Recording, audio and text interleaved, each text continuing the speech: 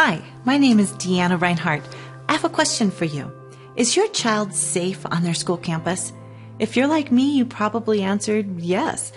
You may be as shocked as I was to discover that although our children appear to be safe, they're actually not. Our schools have done an excellent job of protecting our children, but there's a danger so great that even they have not been able to stop it.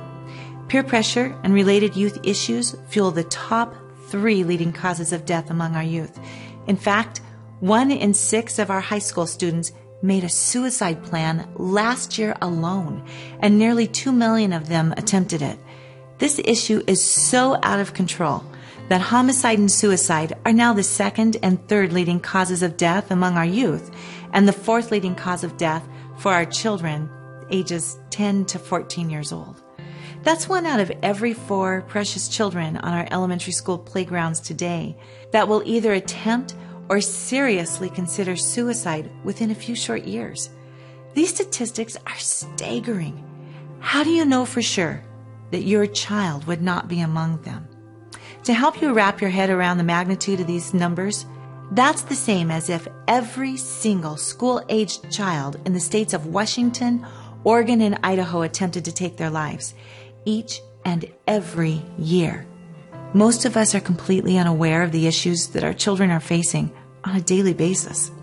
We protect our children from everything imaginable, yet every day we send them out the door alone and unprepared to overcome the most destructive force they'll ever face: peer pressure. As long as peer pressure is allowed to operate unharnessed, our children are in danger.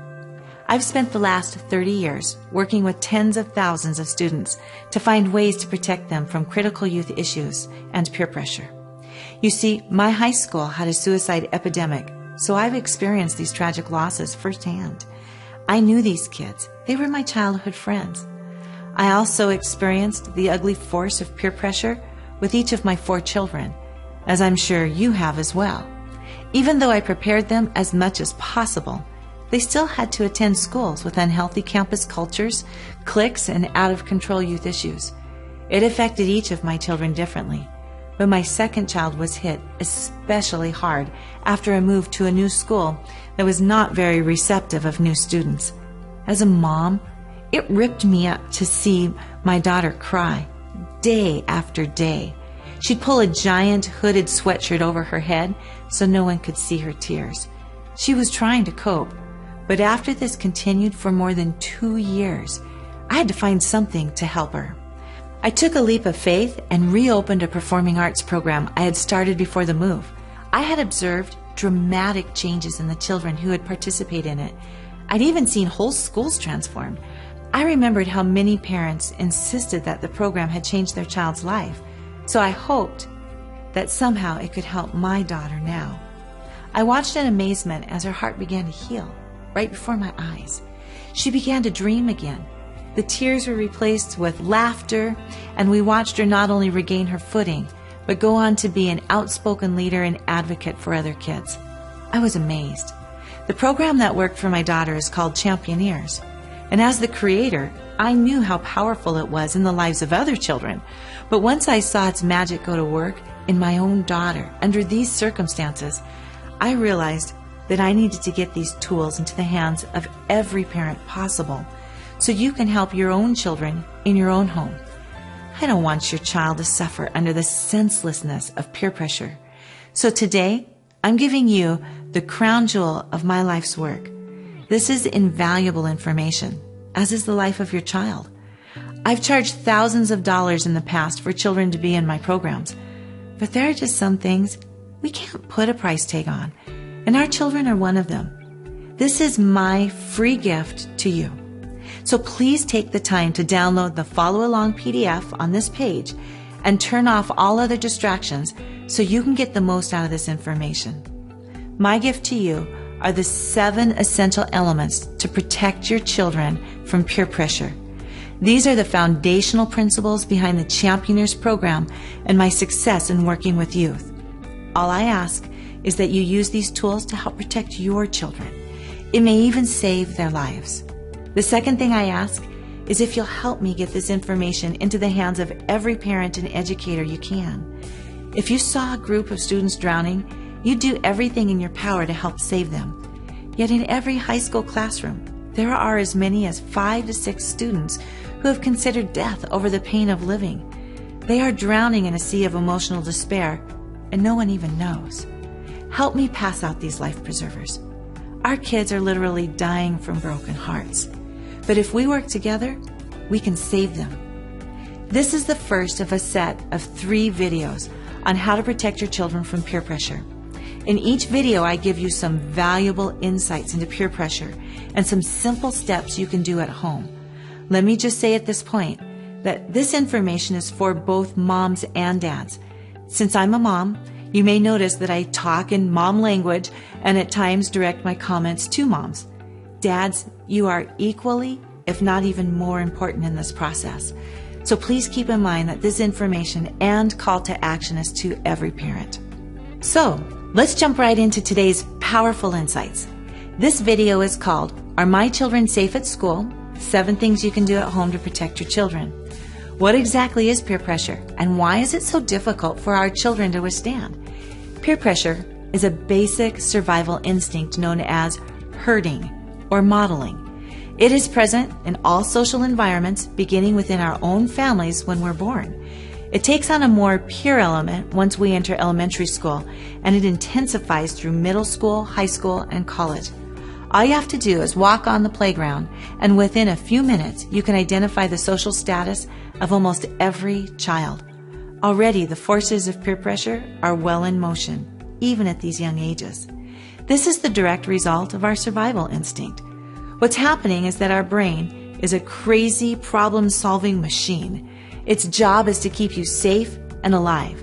To do this, your brain needs a little information. Well, a lot of information. In fact, it handles about 400 billion bits of information per second. To do its job, it needs certain answers to certain key questions. These questions serve as a blueprint to our master operating system, so it knows what to do and how to do it. If the brain does not have these questions answered, it doesn't know what to do. We're literally lost without a map. The problem is that most of us don't even know that we have these questions. Meanwhile, our brain is seeking answers any way it can get them in order to make sense out of our world. To find these answers, we look to our group of peers to see what they're doing. After all, if they're successful and we do what they're doing, we'll be successful too. We call this modeling. And as I mentioned earlier, it's actually a survival instinct. In antiquity, and even up into modern times, modeling used to only take place within a safe and trusted group of intimately connected friends and family that relied on each other for survival. Nowadays, modeling happens primarily on our school campuses. When modeling takes place within an environment where a child does not feel accepted or protected from within that group, it morphs into a survival of the fittest competition that we call peer pressure. Instead of empowering our children to model success, it pressures them to conform to the status quo. Since most of this takes place on an instinctual, subconscious level, we can see and feel the effects of peer pressure, but don't understand the greater survival forces that are behind it. What are these critical questions that children are trying to answer? They contain the who, what, when, where, why, and how of our lives. These questions are subconscious, and most people don't even realize they have them, but the answers form our own unique operating system. We don't need to know the answers when we're little because we have caregivers making decisions for us. But as we begin to make our own life choices, we default to modeling after our peers, for the good and the bad. This is why youth are so influenced by their friends. Now, we can't answer these questions for our children, but we can protect them from peer pressure by helping them find their own answers outside of their peer group. By simply tweaking the way we do a few things around our own home, we can create a culture that provides answers for all of our children's critical questions. Each answer becomes a building block in their emotional fortress. The more building blocks, the more protected they are from peer pressure. I call this the rope strategy, Reinhardt's hierarchy of peer empowerment. When children are empowered, they are not likely to bend under peer pressure. Our first building block in the rope strategy creates a culture of vision. Vision helps to answer the question, who am I? This building block teaches children how to believe in themselves. We create this culture in our homes by using words of affirmation. Just by pointing out your child's strengths and complimenting their efforts, we create a desire within them to want to do even better. That desire leads to vision for how to do it better. Children need the ability to dream because these dreams direct their lives. When we teach children how to dream, we're actually teaching them how to create solutions. There's no limitation to what children can do if they learn to dream.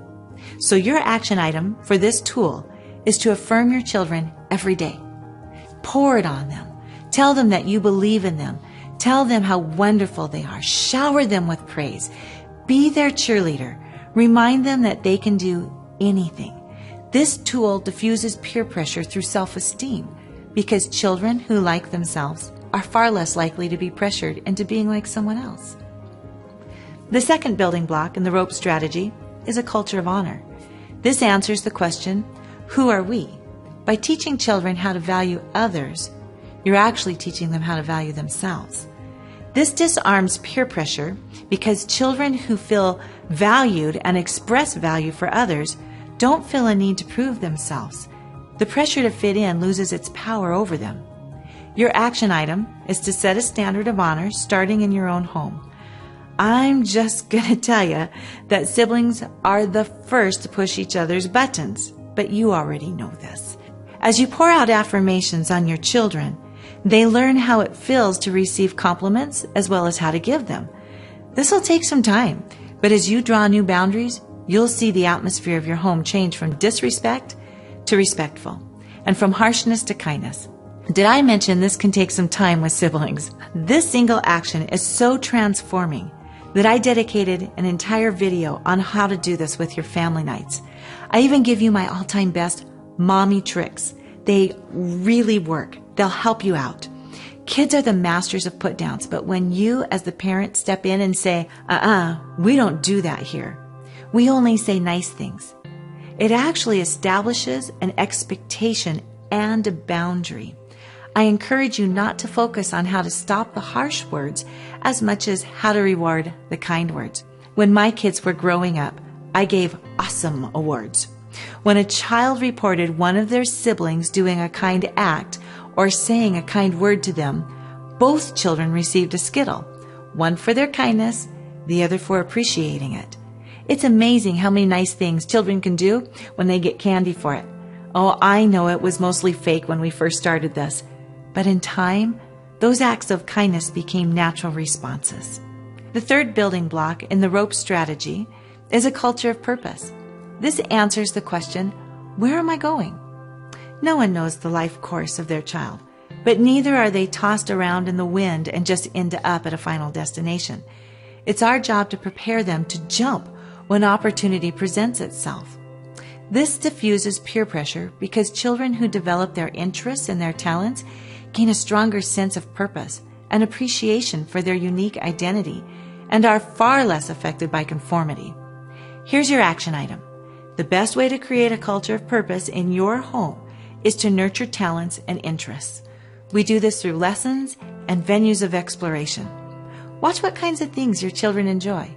Then put them in lessons so they can master their interests. Take lessons yourself or find a Mommy and Me class. Take your children on dates to live theater productions. Go to the science museum. Go camping and backpacking. Go to the zoo. Explore the world together. I also encourage you to establish a time to read to your children. They love the attention that they get from you during story time. Read lots of books, not just children's stories, but information books and biographies of people who made great contributions. These influences will create an atmosphere in your home that celebrates learning and encourages exploration of new ideas. The fourth building block in the rope strategy is a culture of connection. This answers the question, where am I going? Belonging is one of the greatest psychological needs of humans, superseding almost all other needs. It is the rocket fuel behind peer pressure, causing children to do almost anything to fit in. Belonging diffuses peer pressure because children who are able to connect with small interest groups are less likely to follow the crowd. These interest groups not only provide community, but also provide group goals that satisfy the immediate question of, where am I going right now? Your action item is to find a small group for your child to participate in. This can be a sports team, 4-H, children's church, youth group, science club, or performing arts groups. Connections with peers are very important, but the most important connections that need to be made are those in your very own family. It's so easy to all live in a house together but not actually connect with each other. The best tool I know to do this is family night. I love family night. When your children are little, every night can be family night. But as your children get bigger, you'll find that schedules and activities tend to fight against your family structure.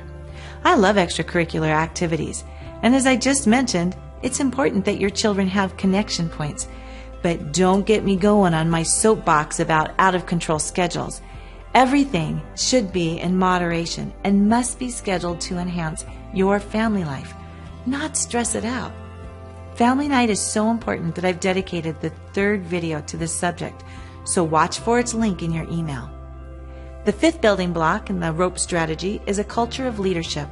This answers the question, how do I get there? Leadership provides ownership, significance, and self-governance. It's a skill every child must learn. Although there are obvious natural leaders, every child must learn to be responsible for themselves. This diffuses peer pressure because students who are confident in their own abilities are far more likely to empower others than get lost in the crowd. Your action item is to establish a culture of leadership in your home by giving your children chores and special responsibilities. Chores require your children to be responsible for personal tasks. They also teach them how to care for others. Don't just give your children chores, however.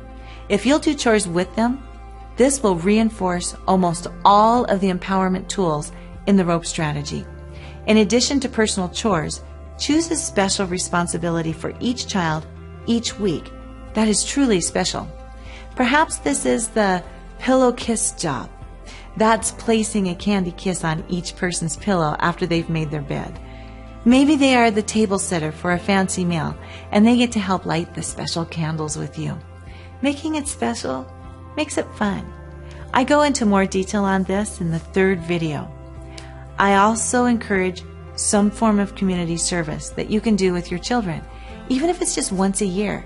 Serve in a food line, volunteer at school or church, be part of a fundraiser or relief shelter, rake your neighbors' leaves, or make cookies for their teachers. Service transforms your children from receivers to givers. The 6th building block in the rope strategy is a culture of innovation. This answers the question, do I have what it takes? This is one of the most emotionally volatile cultures of all. We can't pretend this question does not exist, so we must satisfy it. We do this through a culture of innovation that teaches tenacity, determination, and the celebration of the process. Every great inventor knows that what some may deem as failures are actually stepping stones in the journey of success. Only when there is safety in failing will our children try. A culture of innovation diffuses peer pressure because children who learn to deal with failures, injustices, and disappointments are far more likely to stay their course than follow another's. The key to bringing a culture of innovation into your home is that you never allow your children to quit. I used to own a music conservatory that had over 600 sessions per week. I had one rule. No one was allowed to quit. Oh, they could choose to go on vacation at the end of each term, but they were not allowed to quit mid-session. Why? So they would not develop the mentality that they could just give up when things got hard or they got bored. Your action item is to establish a can-do mindset by insisting your children complete every task, even if you have to do it with them, and you often will.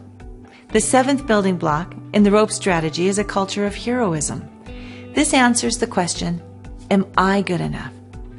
This sounds similar to the 6th building block, but they are actually quite different. Do I have what it takes is based on what I do. Am I good enough is based on who I am. If we take the position that our children are superheroes because of who they are, then what they do becomes an overflow of their identity. This diffuses peer pressure because children who develop a clear understanding of their intrinsic worth develop an intrinsic compass that is not easily compromised. Peer pressure has little ability to persuade them to participate in activities that do not align with their compass of truth. When children make mistakes, and they will, they are more likely to distinguish a bad choice from being a bad person. You can help your children develop intrinsic worth by expressing unconditional approval that is not earned or deserved or based on performance.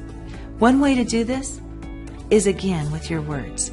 For example, instead of saying, "You messed up, you always do it wrong," you might consider something like this. "This is inconsistent with who you are. Next time, stop, think it through. You'll get the hang of it."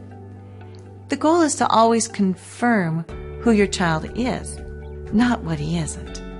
When you establish these 7 cultural elements in your home, you help your children answer the 7 critical questions that protect them from peer pressure. I can't encourage you enough of the vital importance you play in your child's life. When you implement these 7 elements, you help your children build an emotional fortress that will protect them all their life. You can do this all on your own, but I understand how crazy busy you are.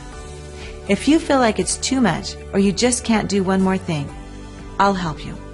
We'll do it together, step by step, for the sake of your kids.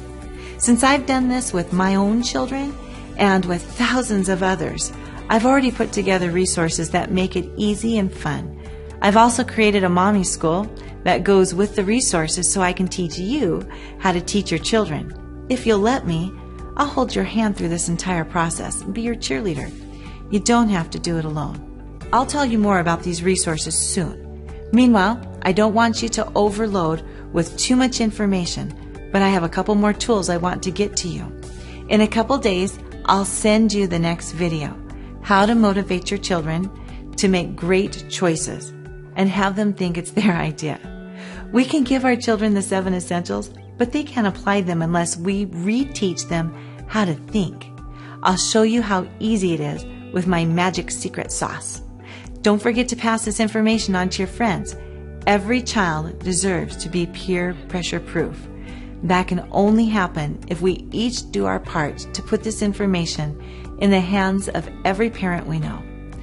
Post this link on your Facebook, send it out in an email, but please pass it along.